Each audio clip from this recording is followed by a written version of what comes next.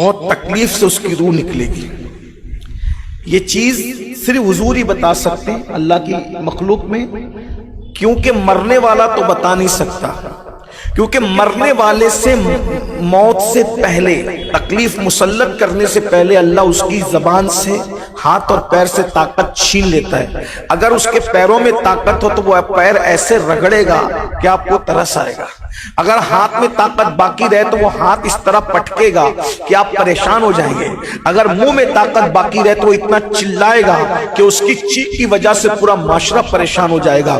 ये अल्लाह की हिकमतें हैं, हम पे रहम और करम है कि दूसरे लोग परेशान ना हो, दूसरे लोग परेशान ना हो, इसलिए जबान से, हाथ से, पैर से ताकत छीन ली जाती है। लेकिन अल्लाह के सच्चे रसूल सादिक व मस्दूक ने बयान कर दिया कि अल्लाह रब्बुल इज्जत बेनमाजी पर बहुत सख्त मौत की तकलीफ मुसल्लत करता है।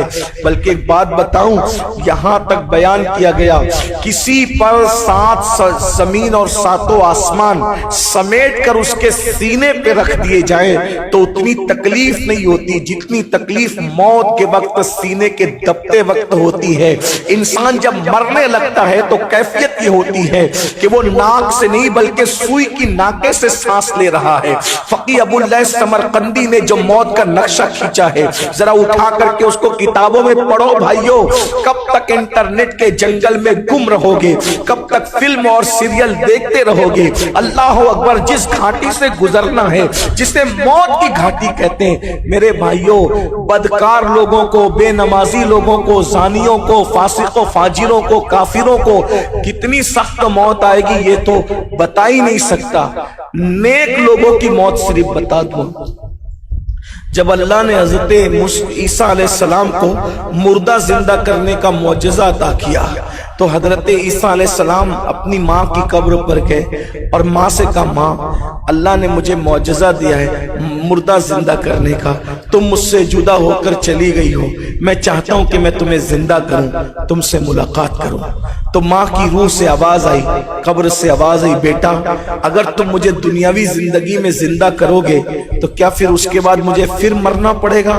मौत की तहारत, इस्मत और पाकीज़गी की कसम कुरान उठा रहा है। जिसको बतूल कहा जा रहा है, जिसको किसी अजनबी मर्द ने कभी नहीं देखा, ये उन लोगों की मौत है। यहां तक रिवायतों में आता है। आइए, और नेक लोगों की मौत और एक बार, ये तो हजरत मरियम है, उससे बड़ी नेक हस्ती एक और सुन ले।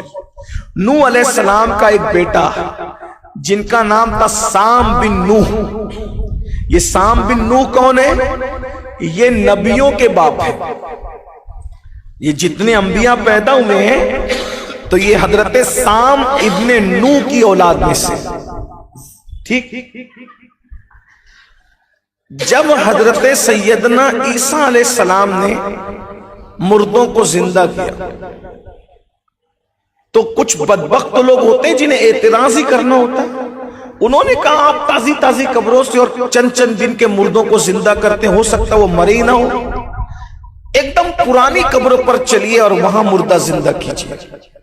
तो हजरत ईसा अलैहिस्सलाम उनको लेकर गए हजरत साम बिन नूह की कब्र पर। एक तो नूह अलैहिस्सलाम के सगे बेटे हैं नूह अलैहिस्सलाम के,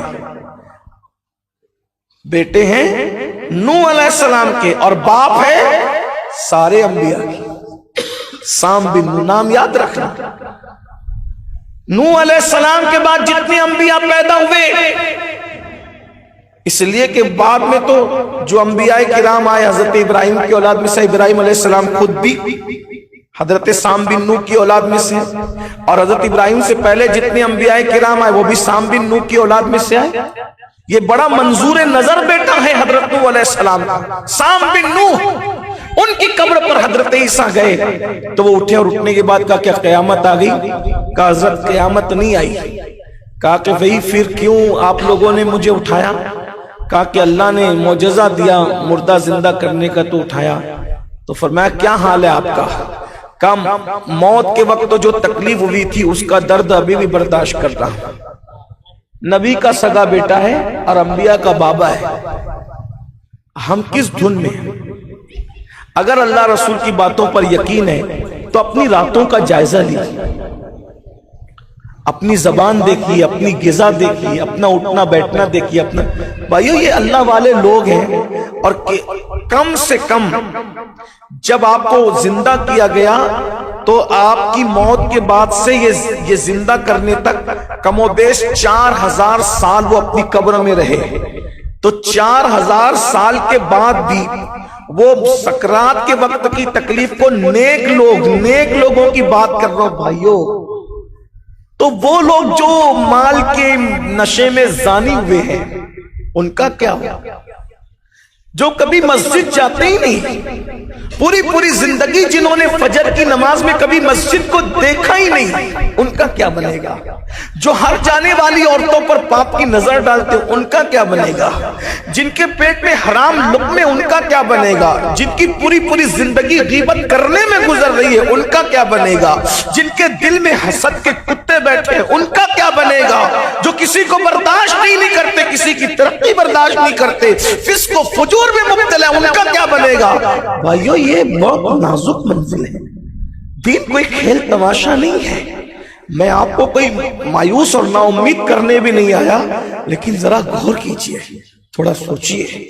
تو آقا فرماتے ہیں سب سے پہلی بے نمازی کو کیا مصیبت آئے گی موت کے وقت؟ اللہ اس کو بہت سختی سے اس کی جان نکلے گی، بہت تکلیف سے اس کی جان نکلے گی۔ دوسری مصیبت، جب وہ مرے گا تو بھوکا بھی ہوگا اور پیاسا بھی ہوگا۔ کتنا بھی کھلا دو بھوکا ہی مرے گا، کتنا بھی پلا دو بھوکا ہی۔ یہاں تک بزرگوں نے فرمایا اگر 7 سمندروں کا پانی بھی بے نمازی کے منہ میں نچوڑ دو تو بھی اس کو پیاس لگے۔ کہاں 7 سمندروں کی پیاس اور کہاں لوگ چمچے ایک گھونٹ پلا رہے ہوں گے۔ یہ دوسری مصیبت۔ تیسری مصیبت میرے آقا فرماتے ہیں بے نمازی ذلیل ہو کر مرے۔ جب تک ذلیل نہیں ہوگا دنیا میں، ذلت کی ٹھوکریں نہیں کھائے گا، اس وقت تک اسے موت نہیں آئے گی، ذلیل ہوتا رہے۔ دیکھ لیجئے آج ذلتیں ہمارا مقدر بنتی جا رہی ہیں۔ بھائیو جو لوگ تمہارے پرخوں کے یہاں 300 سال 400 سال 500 سال 600 سال پہلے جو تمہارے پرخوں کے یہاں غلامی کرتے تھے، آج وہ تمہیں آنکھیں دکھا رہے دنیا میں، پوری دنیا میں آج وہ تمہیں آنکھیں دکھا رہے ہیں۔ جو تم سے خیرات مانگتے تھے آج وہ تم سے سندیں مانگ رہے ہیں۔ یہ حالات کیوں ہیں؟ یہ ذلت کیوں ہے؟ ذرا غور کیجئے، اپنے حالات دیکھیے۔ یہ حالات دنیا میں یوں ہی نہیں بنتے۔ مومنوں کو اس اعتبار سے بیدار ہونے کی ضرورت ہے، جو اللہ اس کے رسول کے فرامین ہے اس پر عمل کیجئے، اللہ رسول کی باتوں پہ یقین کیجئے، مسجدیں بھریے، مسجدوں کی طرف آئیے، دین